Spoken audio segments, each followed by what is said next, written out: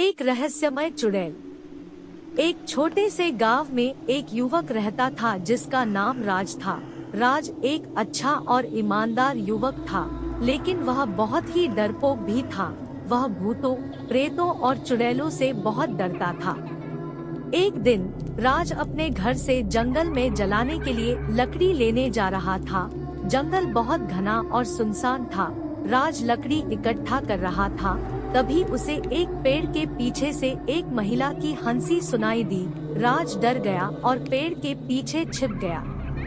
वह महिला एक खूबसूरत युवती थी, लेकिन उसके चेहरे पर एक भयानक मुस्कान थी।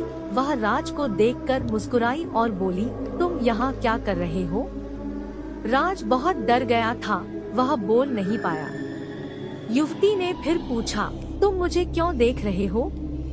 राज ने हिम्मत करके कहा, मैं लकड़ी इकट्ठा कर रहा हूँ। युवती ने कहा, मैं भी तुम्हारी मदद कर सकती हूँ। राज को लगा कि युवती उसे मदद करने के लिए तैयार है, इसलिए वह थोड़ा सा आराम महसूस करने लगा। उसने युवती से कहा, ठीक है, मैं तुम्हारी मदद लेता हूँ। युवती राज के साथ लकड़ी इकट्ठा करने लगी।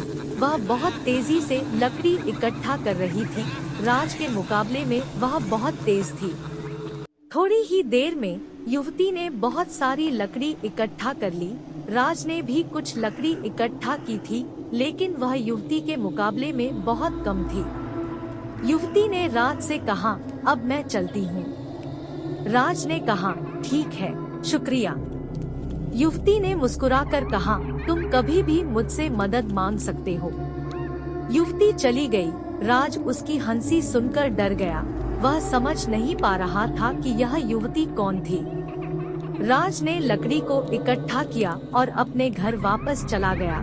जब उसने अपने घर वालों को यह सब बताया, तो उन्होंने उसे बताया कि वह एक चुड़ैल थी। राज को बहुत डर लगा। उसने सोचा कि चुड़ैल उसे नुकसान पहुंचा सकती है। राज ने अगले दिन से चुड़ैल से बचने के लिए जंगल में जाने से मना कर दिया। लेकिन एक दिन राज के घर में आग लग गई। राज घर में अकेला था। वह आग बुझाने की कोशिश कर रहा था, लेकिन आग बहुत तेज थी।